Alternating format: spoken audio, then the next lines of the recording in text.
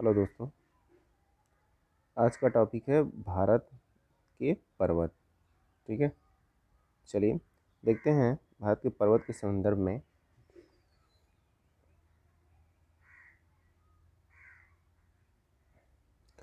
संपूर्ण भारत के 29.3% भूभाग पर जो है वो क्या पाया जाता है, पर्वत पाया जाता है। ठीक है, भूभाग का 29.3 भाग पर पर्वत और पहाड़ियों का विस्तार है। भारत के जो पर्वत हैं, उत्तरी श्रृंखला तथा मध्य एवं दक्षिणी भारत के पर्वत श्रृंखला दो भागों में विभाजित है। ठीक है, जैसा कि आप फिगर में देख सकते हैं, ये एक भाग, एक ये भाग, ये दो भागों में पूरी तरह से विभाजित है। ठीक है, तो हम बात करेंगे उत्तरी पर्वत श्रृंखला की। भारत के उत्तरी सीमा पर स्थित हिमालय पर्वत युवा एवं विश्व का नया मोड़दार पर्वत है। नया एवं मोड़दार पर्वत है। ठीक है, सबसे युवा पर्वत जो है यही है आपका ये वाला भाग। ठीक है, तो इस चीज़ को याद रखिए, मतलब नया है ये सभी की तुलना में। आगे देखते हैं, हिमालय पर्वत श्रेणी को आयु और नदियों के आधार पर समझा जा सकता है। हिमालय जो पर्वत है उसे कैसे समझा जा सकता है, आयु और नदियों के आधार पर समझा जा सकता है। ठीक है, चलिए आगे चलते हैं। सबसे पहले बात करेंगे आयु के आधार पर, तो इसको बात कर लेते हैं आयु के आधार पर किस तरह से हम। आप देख रहे हैं कि यहाँ लिखा है बृहद हिमालय, लघु हिमालय और शिवालिक हिमालय। ठीक है, तो अब तीन चीज़ें यहाँ मैप में देखेंगे। जो आप लोगों को ये लाइन दिख रही है, ये वाली, ये बृहद या महान हिमालय का भाग है। ठीक है, यानी सबसे ऊपरी भाग। और जो मध्य वाला भाग है, ये वाला, ये है क्या, लघु हिमालय। और लास्ट जो सबसे निचला भाग है उसे बोलते हैं शिवालिक हिमालय। ठीक है, आप लोगों ने तो वैसे बहुत नाम सुना होगा, महान हिमालय, लघु हिमालय, शिवालिक हिमालय। आप यहाँ फिगर से स्पष्ट रूप से समझ लीजिए कि कौन सा महान हिमालय है, कौन सा लघु हिमालय, कौन सा शिवालिक हिमालय। ठीक है, अब यहाँ बृहद हिमालय यानी महान हिमालय। ठीक है, इसका औसत ऊंचाई जो है कितना है, 6100 मीटर है, यानी 6100 मीटर बृहद हिमालय की एवरेज ऊंचाई है। ठीक है, ये हिमालय श्रेणी तो सबसे प्राचीन है, ये हिमालय श्रेणी का सबसे प्राचीन है। ठीक है, आगे इसका निर्माण आज से 25 से 40 मिलियन वर्ष पूर्व हुआ था। ठीक है, तो दोस्तों आप लोग बताइएगा 1 मिलियन इक्वल टू कितना होता है, ये आप बताइएगा। ठीक है, 1 मिलियन वर्ष इक्वल टू आप बताएंगे कितना वर्ष होता है, तो ये कमेंट में आप बताएंगे। आगे बात करते हैं, विश्व की सबसे ऊंची चोटी जो है माउंट एवरेस्ट है। देखिए दोस्तों, यहाँ थोड़ा रॉन्ग लिख गया है, तो आप लोग ध्यान दीजिएगा, छोटी नहीं चोटी है जो माउंट एवरेस्ट है, इस चीज़ को ध्यान दीजिएगा, जो इसी का हिस्सा है। मतलब महान हिमालय या बृहद हिमालय का हिस्सा कौन है, माउंट एवरेस्ट, जिसकी ऊंचाई कितनी है, 8848 मीटर। ठीक है, आगे बात करेंगे इसी में, ये नेपाल में स्थित है, इसे सागर माथा भी कहा जाता है। इसे क्या बोला जाता है, सागर माथा बोला जाता है। ठीक है, तिब्बती भाषा में इस सागर एवरेस्ट की चोटी को जो है, एवरेस्ट की चोटी को चोमोलुंगमा कहा जाता है। ठीक है, जिसका अर्थ होता है, क्या होता है दोस्तों, पर्वतों की रानी। ठीक है, चलिए आगे बात करते हैं शिवालिक हिमालय। अब शिवालिक हिमालय की बात कर लेते हैं। यह हिमालय सबसे वाह्य पर्वत श्रृंखला है। यह हिमालय के दक्षिण में स्थित है और सबसे नवीनतम श्रेणी का है। सबसे नवीनतम श्रेणी का अगर दोस्तों पूछ लिया जाए कि हिमालय का कौन सा भाग है, तो वो लघु हिमालय है। ठीक है, जो कब से कब उत्पन्न हुआ है, 2 से 5 मिलियन वर्ष पूर्व जो है इसका निर्माण माना जाता है। ठीक है, आगे लघु हिमालय की बात कर लेते हैं। यह मध्य हिमालय और शिवालिक लघु हिमालय जो है, यह मध्य हिमालय, शिवालिक और महान हिमालय के बीच स्थित पर्वत श्रृंखला है। देखिए दोस्तों, इधर से शिवालिक हो गया, इधर से महान हो गया, बीच में कौन है, लघु हिमालय, इसी की बात ये कर रहा है। ठीक है, आगे बात करते हैं। अगर हम नदियों के आधार पर समझें तो इसे कितने भागों में बांट सकते हैं? 4 भागों में बांट के पढ़ा जा सकता है नदियों के आधार पर। ठीक है, तो सबसे पहले हम नदियों के आधार में देखेंगे पंजाब हिमालय। अब पंजाब हिमालय की बात करेंगे जब हम, तो सतलज एवं सिंधु नदी के बीच स्थित हिमालय को जो पंजाब और जम्मू कश्मीर हिमालय के नाम से जाना जाता है। आप लोग यहाँ याद रखेंगे, जो पंजाब हिमालय है सिंधु नदी तथा सतलज नदी के मध्य स्थित है। ठीक है, इस चीज़ को याद रखिएगा। आगे बात करते हैं, पंजाब हिमालय की चौड़ाई अन्य सभी हिमालय क्षेत्र से अधिक है। यहाँ देखिए चौड़ाई की बात कर रहा है, चौड़ाई ये चीज़ बात कर रहा है कि सबसे अधिक जो है यहीं पर पाया जाता है। कहाँ पे? पंजाब हिमालय का क्षेत्र सबसे अधिक चौड़ा है, इस चीज़ को ध्यान दीजिएगा। आगे है, पंजाब हिमालय कश्मीर और लद्दाख हिमाचल प्रदेश राज्यों में फैला हुआ है। पंजाब हिमालय जो है कश्मीर, लद्दाख, हिमाचल प्रदेश में फैला हुआ है। दोस्तों ये पंजाब हिमालय तो नाम तो जरूर है, बट ये पंजाब में है नहीं। क्या है? हिमालय पंजाब में है नहीं, ये कश्मीर, लद्दाख और हिमाचल प्रदेश राज्य में फैला हुआ है। ठीक है, इस चीज़ को ध्यान दीजिएगा। आगे बात करेंगे, अब देखिए दोस्तों, पंजाब हिमालय जो है, पंजाब हिमालय का काराकोरम पर्वत श्रेणी जो है, इसके विषय में देख लेते हैं। ये देखिए दोस्तों, काराकोरम श्रेणी जो है ये पूरा काराकोरम श्रेणी है।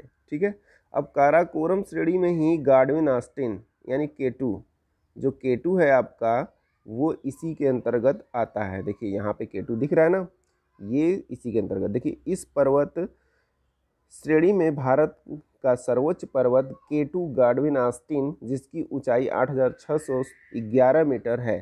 काराकोरम पर्वत को पहले कृष्णागिरी के नाम से जाना जाता था। सबसे इम्पोर्टेंट है दोस्तों कि काराकोरम श्रेणी को किस नाम से जाना जाता था पहले, तो इसका नाम है कृष्णागिरी के नाम से इसे जाना जाता था।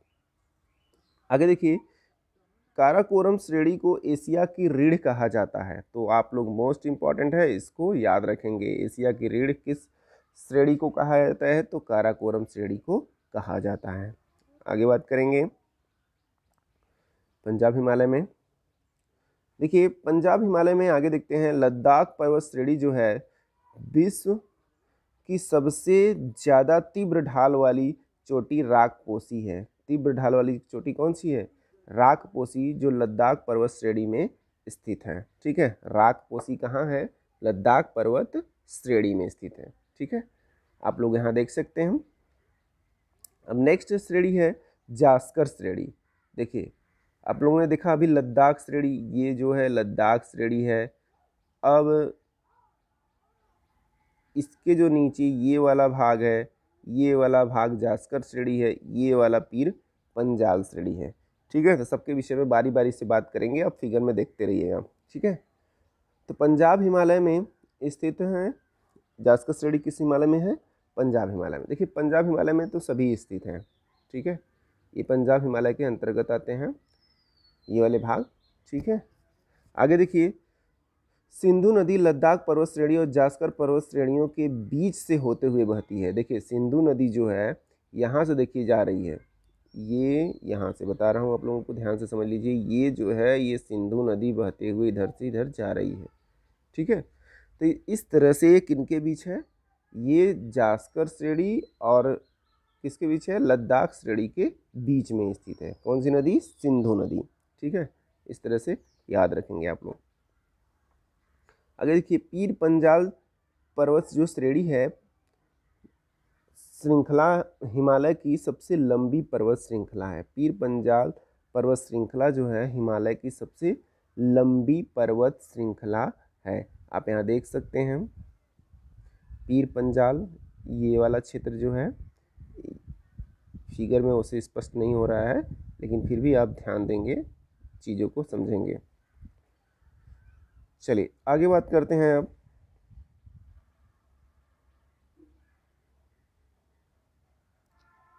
देखिए धौलाधर जो पर्वत है, यहाँ बात करते हैं धौलाधर की। आप देख रहे हैं धौलाधर, यहाँ पे है धौलाधर, ये धौलाधर है। कुल्लू कुल्लू घाटी, एक मिनट दोस्तों, आप लोगों को दिख नहीं रहा था। अब देखिए, जो कुल्लू घाटी है धौलाधर तथा पीर पंजाल पर्वत श्रेणियों के बीच में स्थित है। कुल्लू घाटी किनके बीच है? पीर पंजाल पर्वत श्रेणियों के बीच स्थित है। कुल्लू घाटी धौलाधर तथा पीर पंजाल, ठीक है, इनके मध्य है। देखिए यहाँ ये रहा पीर पंजाल, ये रहा आपका पूरा, स्पष्ट रूप से देख लीजिए, ओके बता दे रहा हूँ। ये पीर पंजाल है, ये धौलाधर है, ठीक है, और इसी के बीच है कुल्लू घाटी। यहाँ पे ये क्षेत्र है कुल्लू घाटी का, ठीक है, इस तरह से याद रखिएगा। आगे देखिए, शिवालिक पर्वत श्रेणी हिमालय की सबसे दक्षिण की पर्वत श्रृंखला है। इसमें काराकोरम लद्दाख जास्कर पर्वत श्रृंखला वाला हिस्सा ट्रांस हिमालय के नाम से जाना जाता है, ठीक है। ट्रांस हिमालय के नाम से किसको जाना जाता है? काराकोरम लद्दाख जास्कर और पर्वत श्रृंखलाओं को ट्रांस हिमालय के नाम से जाना जाता है, इस चीज़ को याद रखिएगा। आगे, पीर पंजाल धौलाधर पर्वत श्रृंखला लघु हिमालय में स्थित है। पीर पंजाल धौलाधर पर्वत श्रृंखला जो है वो किस में स्थित है? लघु हिमालय में स्थित। देखिए शिवालिक तो इधर हो गया, ये वाला भाग शिवालिक हो गया, ये वाला यहाँ से लेके, और जो पीर पंजाल लद्दाख जास्कर, देखिए पीर पंजाल वाला ये भाग, ठीक है, और ये सब भाग जो है किसके मध्य आता है? वो आता है लघु हिमालय के मध्य में, ठीक है। आगे बात करते हैं हम। इसी पंजाब हिमालय में जाफरान की खेती होती है। जाफरान के फूल से ही केसर को प्राप्त किया जाता है। देखिए दोस्तों, केसर किससे प्राप्त किया जाता है? जाफरान की खेती करने के बाद केसर उसी से प्राप्त किया जाता है, ठीक है, इस चीज़ को याद रखिएगा आप लोग, मोस्ट इम्पॉर्टेंट है। आगे बात करेंगे कुमायूं हिमालय की। देखिए कुमायूं हिमालय, देखिए दोस्तों यहाँ पे दिखाया गया है कुमायूं हिमालय, जो देखिए सतलज नदी और काली नदी, इन दो नदियों के बीच में आता है कुमायूं नदी, ठीक है। कुमायूं हिमालय को गढ़वाल हिमालय के नाम से भी जाना जाता है। कुमायूं हिमालय जो है इसे किस नाम से जाना जाता है? गढ़वाल हिमालय के नाम से भी जाना जाता है। और इसका विस्तार देखिए सर्वाधिक किस राज्य में है? उत्तराखंड में है। यह हिमालयी क्षेत्र उत्तराखंड में फैला हुआ है। कुमायूं हिमालय की सबसे ऊंची जो चोटी है वो है नंदा देवी, 7,817 मीटर है। कुमायूं हिमालय की सबसे ऊंची चोटी नंदा देवी है। आगे देखिए, इसका जो क्षेत्र है 320 किलोमीटर लंबा है, जैसा कि मैंने बताया सतलज और काली नदी के बीच में स्थित है, ठीक है। आगे बात करते हैं। अब देखिए बद्रीनाथ, केदारनाथ, गंगोत्री, यमुनोत्री इसी हिमालय श्रेणी का हिस्सा है। मतलब जो हिमालय से नदियाँ निकलती हैं, कौन कौन सी?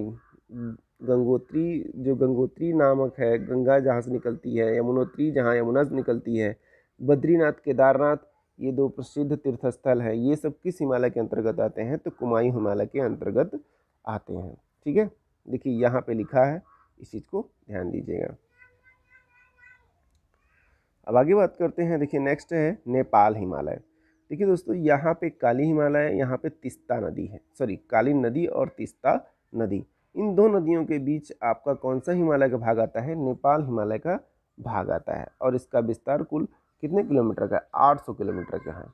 यह कुमायूं हिमालय की अपेक्षा अधिक ऊंचा है। कुमायूं हिमालय की अपेक्षा अधिक ऊंचा है क्योंकि इसी हिमालय के अंतर्गत कौन आता है? माउंट एवरेस्ट, ठीक है, जिसकी ऊंचाई कितनी है? 8,848 मीटर है। इसी हिमालय क्षेत्र में धौलागिरी, ठीक है, अन्नपूर्णा, मकालू, कंचनजंगा पर्वत चोटियाँ हैं।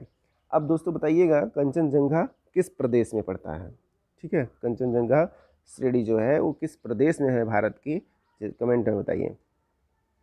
आगे देखिए, कंचनजंगा भारत की दूसरी सर्वोच्च चोटी है जो किस राज्य में विस्तृत है? तो यहाँ पे तो अभी मेरे प्रश्न का उत्तर आप लोगों को मिल गया, सिक्किम और नेपाल में विस्तृत है, ठीक है। चलिए आगे देखते हैं। अब असम हिमालय की बात करते हैं। देखिए असम हिमालय जो है तीस्ता नदी से पूरा कहाँ तक फैला हुआ है? देखिए यहाँ तीस्ता नदी से ब्रह्मपुत्र नदी के बीच फैला हुआ है असम हिमालय। यहाँ पे आप देख सकते हैं तीस्ता नदी और ये रही ब्रह्मपुत्र नदी, जिनके बीच में ये कौन है? असम हिमालय है, ठीक है। यह हिमालय सिक्किम से अरुणाचल प्रदेश असम राज्यों में फैला हुआ है। सिक्किम से अरुणाचल प्रदेश असम राज्यों में फैला हुआ है। ठीक है। हिमालय से निकलने वाली नदियां सतत वाहिनी होती हैं, मतलब सदा नीरा इन्हें बोला जाता है। हिमालय से जो भी नदियां निकलती हैं उन्हें सदा नीरा बोला जाता है, क्योंकि ग्लेशियर पिघलने से नदियों में जल हमेशा प्रवाहित होता है, इसलिए इन्हें सदा नीरा या युवा नदियों के नाम से जाना जाता है।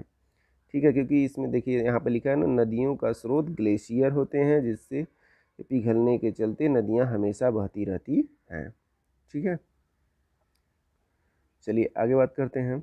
अब देखिए दोस्तों, ध्यान रखिएगा, हिमालय का जो विस्तार है J&K, लद्दाख, हिमाचल प्रदेश, उत्तराखंड, सिक्किम, अरुणाचल प्रदेश, असम, मेघालय, मणिपुर और नागालैंड राज्यों में विस्तृत है आपका हिमालय। तो दोस्तों आप लोग याद रखिएगा किन किन राज्यों में हिमालय का विस्तार है, तो ये यहाँ पे लिख रखा है मैंने, आप लोग इसको नोट कर लीजिएगा कि हिमालय का विस्तार कहाँ का।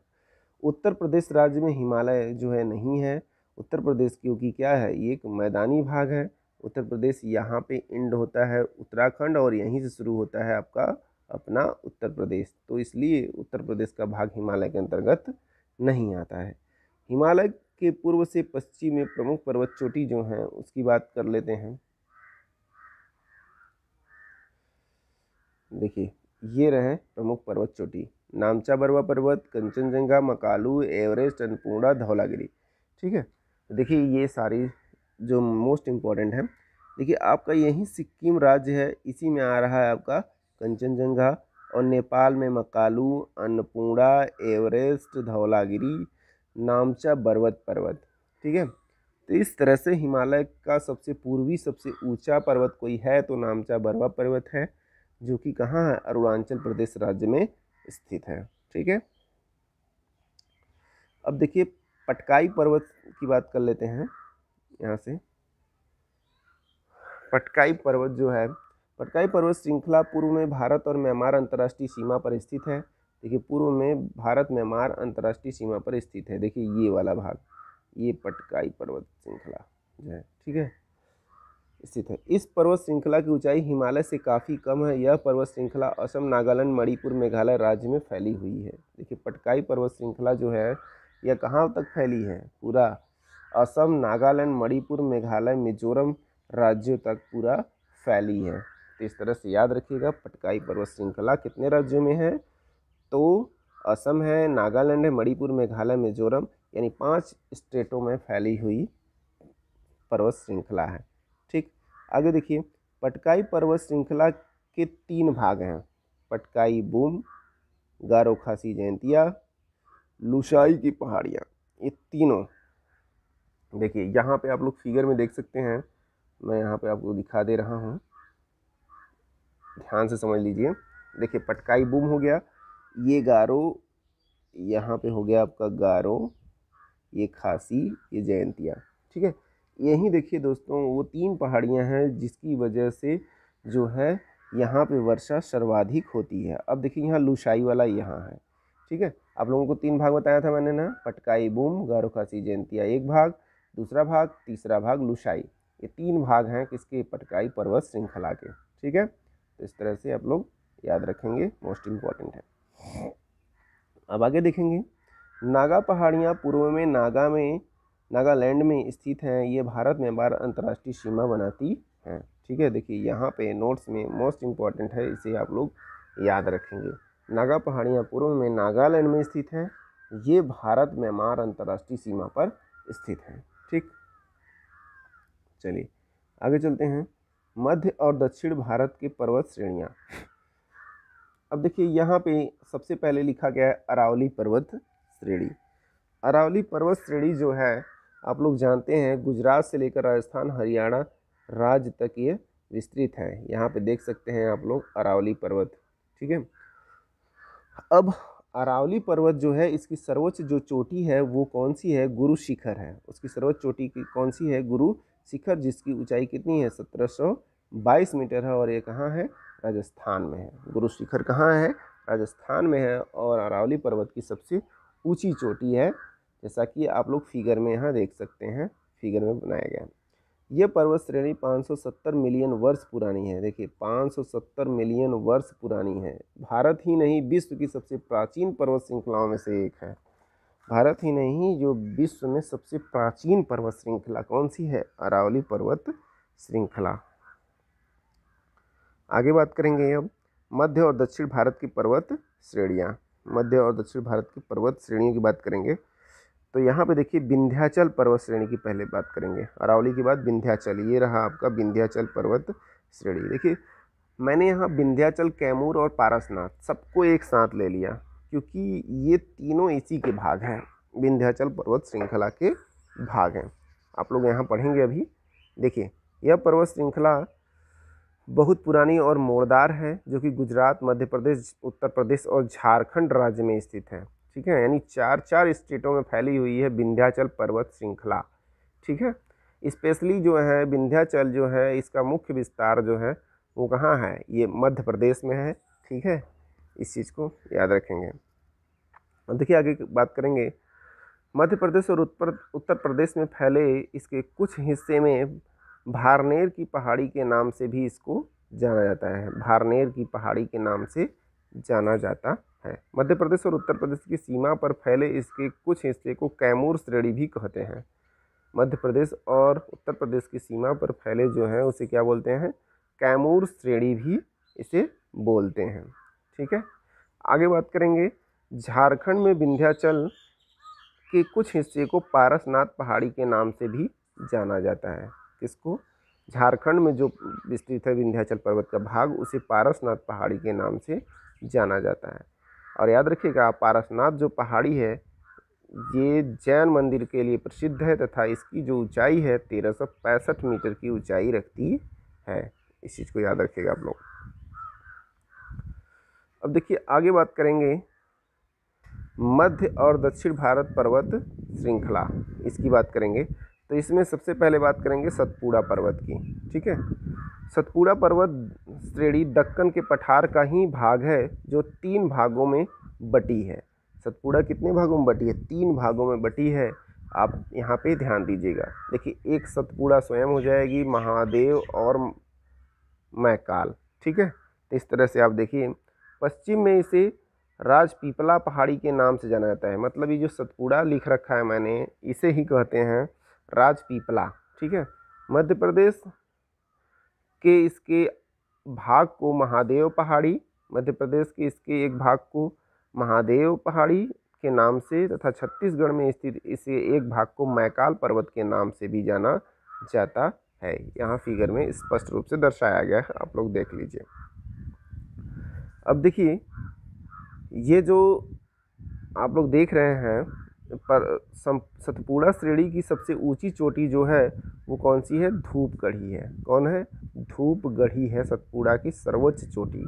ठीक है, महादेव पहाड़ी का हिस्सा है। किस पहाड़ी का हिस्सा है? इस महादेव पहाड़ी का हिस्सा है। कौन सी? धूपगढ़ी। कौन सी है? धूपगढ़ी जो है किसका हिस्सा है? महादेव पहाड़ी का हिस्सा है। ठीक है दोस्तों, चलिए आगे चलते हैं। इस श्रेणी के उत्तर भाग पर नर्मदा नदी और दक्षिण भाग पर ताप्ती नदी बहती है। देखिए उत्तर भाग पर नर्मदा नदी तथा दक्षिण भाग पर ताप्ती नदी बहती है, जैसा कि फिगर में देखिए दर्शाया गया। दक्षिण में ताप्ती, उत्तर में नर्मदा। ठीक, तो इस तरह से आप देख लीजिए नर्मदा यहाँ पे है, ताप्ती यहाँ पे है। ठीक है, तो आप लोग कमेंट में बताइए नर्मदा नदी कहाँ से निकलती है और ताप्ती नदी कहाँ से निकलती है। मैंने नदियों वाले भाग में बताया है। चलिए आगे चलते हैं। नेक्स्ट अजंता पर्वत श्रेणी। अजंता पर्वत श्रेणी जो है मोस्ट इम्पॉर्टेंट है, इससे बहुत बार सवाल एग्जाम में पूछे जाते हैं। ठीक है, ये पूरी तरह से महाराष्ट्र में स्थित है। इस पर्वत श्रेणी में स्थित गुफाएं गुप्तकालीन चित्रकला के लिए विश्व प्रसिद्ध है। देखिए किसके लिए प्रसिद्ध है? गुप्तकालीन चित्रकला के लिए बहुत प्रसिद्ध है। ठीक है, आगे बात करेंगे। सतमाला पहाड़ी हरिश्चंद्र पर्वत श्रृंखला भी महाराष्ट्र में स्थित है। सतमाला पहाड़ी और हरिश्चंद्र पर्वत श्रृंखला जो है ये सब कहाँ स्थित हैं? ये सभी महाराष्ट्र में स्थित है। देखिए सतमाला ये रहा, हरिश्चंद्र ये रहा, अजंता ये रहा। ठीक है, तो इस तरह से याद रखेंगे आप लोग।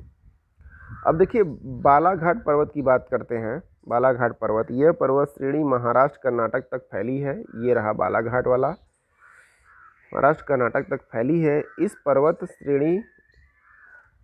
ये पर्वत श्रेणी गोदावरी नदी और भीमा नदी के बीच जल विभाजन का कार्य करती है। देखिए दोस्तों, ये मोस्ट इम्पॉर्टेंट है, कई बार एग्जाम में पूछा जा चुका है कि जो नदियां हैं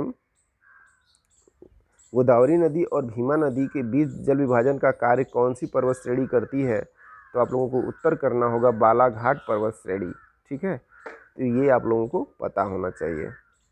आगे देखिए, पश्चिम तट पर स्थित पर्वत श्रृंखलाओं को पश्चिमी घाट मतलब सह्याद्री पर्वत के नाम से जाना जाता है। मतलब दोस्तों यहाँ पे स्पष्ट है कि जो इधर वाला भाग के जो पर्वत हैं उन्हें सह्याद्री पर्वत के नाम से, यानी पश्चिमी घाट पर्वत के नाम से या सह्याद्री पर्वत के नाम से जाना जाता है। ठीक है, आगे बात करेंगे। अब देखिए नेक्स्ट है नल्ला मलाई की पहाड़ियाँ। नल्ला मलाई की पहाड़ियाँ जो कहाँ हैं, आंध्र प्रदेश में स्थित हैं। देखिए यहाँ पे नल्ला मलाई की पहाड़ियाँ कृष्णा नदी के दक्षिण में स्थित हैं। अब देखेंगे यहाँ यह पहाड़ी आंध्र प्रदेश में कृष्णा नदी के दक्षिण में स्थित है, जो कि उत्तर से दक्षिण की ओर फैली हुई है। नल्ला मलाई पहाड़ी कहाँ है, आंध्र प्रदेश में है, कृष्णा नदी के दक्षिण में। ठीक है, जावदी पहाड़ी, यह पहाड़ी तमिलनाडु राज्य में स्थित है। जावदी पहाड़ी तमिलनाडु राज्य में स्थित है। देखिए यहाँ पे दर्शाया गया है जावदी पहाड़ी कहाँ पे स्थित है, तमिलनाडु में स्थित है। ठीक है, अब आगे बात करेंगे। देखिए दोस्तों, नीलगिरी पहाड़ी की बात करेंगे। देखिए नीलगिरी पहाड़ी यहाँ पे स्थित है। ठीक है, और नीलगिरी पहाड़ी जो है केरल, तमिलनाडु, कर्नाटक राज्य में स्थित है। यानी तीन राज्यों में नीलगिरी पहाड़ी स्थित है। ठीक है, चलिए देखते हैं। नीलगिरी जो पहाड़ी है इसे पहाड़ियों की रानी भी कहा जाता है। क्या कहा जाता है, पहाड़ियों की रानी कहा जाता है। ठीक है, और नीलगिरी किसके लिए प्रसिद्ध है, चंदन के लिए, चंदन की लकड़ी के लिए प्रसिद्ध है। और यहाँ पे एक जनजाति पाई जाती है नीलगिरी की पर, वो है टोडा जनजाति। ठीक है, बहुत प्रसिद्ध जनजाति है नीलगिरी पहाड़ी की, एक जनजाति है टोडा जनजाति। ठीक है, और नीलगिरी पहाड़ी की जो सर्वोच्च चोटी है वो है डोडा बेट्टा। ठीक है, इसकी ऊंचाई है 2637 मीटर। ठीक है, जो दक्षिण भारत की दूसरी सर्वोच्च चोटी है, जो दक्षिण भारत की क्या है, दूसरी सर्वोच्च चोटी है। कौन सी, डोडा बेट्टा। ठीक है, किस पर्वत पहाड़ी में आता है, किस पहाड़ी के अंतर्गत आता है, तो आप आंसर करेंगे नीलगिरी पहाड़ी के अंतर्गत डोडा बेट्टा दक्षिण भारत की दूसरी सर्वोच्च चोटी है। अब आगे बात करेंगे तो दूसरी तो वो हो गई, पहली कौन है। देखिए दोस्तों, पहली जो दक्षिण भारत की सर्वोच्च चोटी है वो है अन्नामलाई। ठीक है, केरल एवं तमिलनाडु राज्य की सीमा पर स्थित पहाड़ी है, जिसकी सबसे ऊंची चोटी अनायमुदी या अन्नामलाई के भी नाम से जानी जाती है। अनायमुदी, इसकी ऊंचाई 2695 मीटर है। ठीक है, 2695 मीटर है अनायमुदी की ऊंचाई, दक्षिण भारत की सर्वोच्च चोटी है। अब देखिए आगे बात करते हैं। देखिए जो अनायमुदी है, यहाँ पे देख लीजिए अन्नामलाई पहाड़ी जो है उसी पे सर्वोच्च चोटी जो है ये अनायमुदी है। ठीक है, कार्डमम पहाड़ी जो है इसकी बात कर लेते हैं। कार्डमम पहाड़ी, यह पहाड़ी केरल और तमिलनाडु में विस्तृत है। देखिए कार्डमम जो पहाड़ी है यहाँ पे स्थित है और यह केरल और तमिलनाडु के बीच स्थित है। यह भारत की अंतिम पहाड़ी है। यह भारत की कौन सी पहाड़ी है, अंतिम पहाड़ी है, मतलब इसके बाद कोई पहाड़ी और नहीं है। कार्डमम पहाड़ी जानते हैं किस लिए प्रसिद्ध है, कार्डमम पहाड़ी इलायची की खेती के लिए प्रसिद्ध है तथा इसी वजह से इसे इलायची पहाड़ी के नाम से भी जाना जाता है। यानी आप लोग जान गए होंगे कि इलायची की खेती किस पहाड़ी पे की जाती है, तो इलायची पहाड़ी या कार्डेमम पहाड़ी के ऊपर की जाती है। पूर्वी घाट पर्वत श्रेणी की सर्वोच्च शिखर महेंद्रगिरी है। देखिए ये जो भाग है इसका सर्वोच्च शिखर जो है वो महेंद्रगिरी है, जबकि पश्चिमी घाट की सर्वोच्च चोटी जो है अनाईमुदी है। ठीक है, आगे बात करेंगे हम मांडव पहाड़ी। देखिए दोस्तों मांडव पहाड़ी जो है ये कहाँ पे स्थित है, तो आप लोग देख रहे हैं मांडव पहाड़ी जो है वो गुजरात में स्थित है। कहाँ पे है, गुजरात काठियावाड़ में स्थित है मांडव पहाड़ी। ठीक है, सेवराय की पहाड़ी कहाँ है? सेवराय की जो पहाड़ी है, देखिए दोस्तों यहाँ पे है, जो तमिलनाडु राज्य में 50 वर्ग किलोमीटर में फैला है सेवराय की पहाड़ी। ठीक है, अब नामचा पर्वत की बात कर लेते हैं। तो नामचा पर्वत की पहले भी बात हो चुकी है, लेकिन ये याद रखिएगा अरुणाचल प्रदेश एवं तिब्बत के बीच स्थित है और यह पूर्वी भाग की सर्वोच्च चोटी है। आगे बात करेंगे, अंडमान की सबसे ऊंची चोटी सैंडल पीक तथा लक्षद्वीप की सर्वोच्च चोटी नारचो है। ये दोनों याद रखिएगा दोस्तों, बहुत इंपॉर्टेंट है। ठीक है, अंडमान की सबसे ऊंची चोटी कौन सी है? Sandal peak. ठीक है, नारचो जो है यहाँ पे है, सैंडल पीक यहाँ अंडमान में। फिगर में आप लोगों को दिखाया गया है, देख लीजिए आप लोग, नारचो यहाँ है, सैंडल पीक यहाँ है।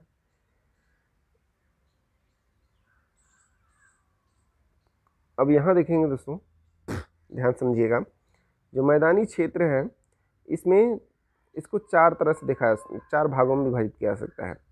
पहला भाबर, फिर तराई, फिर खादर, फिर बांगर। ठीक है, अब दोस्तों सबसे पहले आप लोगों को जानना होगा कि भाबर किसे बोलते हैं, तराई किसे बोलते हैं, खादर किसे बोलते हैं, बांगर किसे बोलते हैं। ठीक है, तो सर्वप्रथम यहाँ देखेंगे हम, शिवालिक पर्वत श्रेणी से दक्षिण में 10 से 12 किलोमीटर का जो हिमालय के सहारे फैला हुआ मैदानी क्षेत्र होता है वो क्या कहलाता है? भाबर कहलाता है। आप लोग यहाँ पे फिगर में स्पष्ट रूप से देख सकते हैं कि क्या है। ठीक है, जैसे पर्वत, पहाड़, चट्टानें जब टूटती हैं, चट्टानें टूट के 10 से 12 किलोमीटर में जो बड़े बड़े ढेलों के रूप में फैल जाती हैं, वो वाले मैदान को बोलते हैं भाबर। ठीक है, यहाँ पे देखिए छोटे छोटे जो पर्वत पत्थर के टुकड़े हैं वो फैले हुए हैं और यहाँ पे कोई कृषि नहीं की जा सकती। ठीक है, क्योंकि यहाँ पे इतने सारे पत्थर होते हैं छोटे छोटे टुकड़े की कृषि योग्य भूमि नहीं होती है।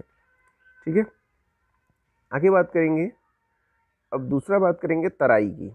ठीक है, अब तराई की बात करेंगे तो देखिए भाबर क्षेत्र के ठीक दक्षिण में 20 से 30 किमी की तराई, 20 किमी का तराई क्षेत्र स्थित होता है। ठीक है, अब तराई क्षेत्र जो होता है वो कैसा होता है इसे जान लीजिए। यह क्षेत्र कृषि के लिए बिल्कुल भी उपयुक्त ये वाला नहीं होता है, यानी भाबर वाला, और यह क्षेत्र जो होता है कृषि के लिए उपयुक्त होता है, क्योंकि जो होता है ना कि यहाँ पे जो पत्थरों के कण होते हैं एकदम बालू के कण जैसे हो जाते हैं और मिट्टी में मिल जाते हैं, जिसकी वजह से यहाँ पे खेती की जा सकती है। ठीक है, अब बात करेंगे, दो और बचे, खादर एवं बांगर। ठीक है, तो खादर एवं बांगर की भी बात कर लेते हैं आगे। देखिए एक फिगर मैंने यहाँ बना रखा है, आप लोग ध्यान दीजिएगा। देखिए ये जो ब्लू कलर की लाइनें आप लोगों को दिख रही हैं, ये सब क्या है? ये सब नदियाँ हैं। क्या है? नदियाँ हैं। और नदियों के जो इधर वाला क्षेत्र जो आपको दिख रहा है, ये सब सारा क्षेत्र, ये जो क्षेत्र दिख रहा है ये वाला, ये जो क्षेत्र है यह खादर क्षेत्र है। और खादर क्षेत्र कैसा होता है? जो नदियों द्वारा बहा के लाई गई चिकनी तथा बलुई मिट्टी होती है, उसके नदियों के किनारे जम जाने के कारण खादर मिट्टी का निर्माण होता है और यह अति उपजाऊ मिट्टी होती है। ठीक है, जैसा कि आप लोग देख रहे हैं।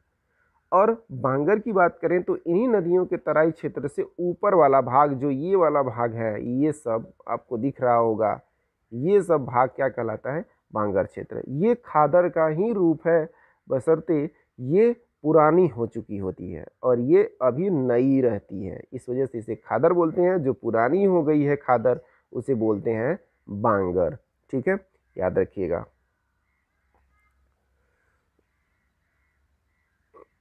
तो यहाँ पे दोस्तों वीडियो समाप्त होता है। आप लोग वीडियो के हर एक पहलू को अच्छे से समझ लीजिए और सारी चीज़ों को आप लोग जितना हो सके नोट कर लीजिए। ठीक है, जिससे कि आप लोग एक बार से अधिक बार इसकी पढ़ाई कर सकते हैं और अच्छे से इसको देख सकते हैं और लिख सकते हैं, किसी भी चीज़ को अच्छे से समझ के। ठीक है दोस्तों, चलिए आज के लिए बस इतना ही। Thank you for watching.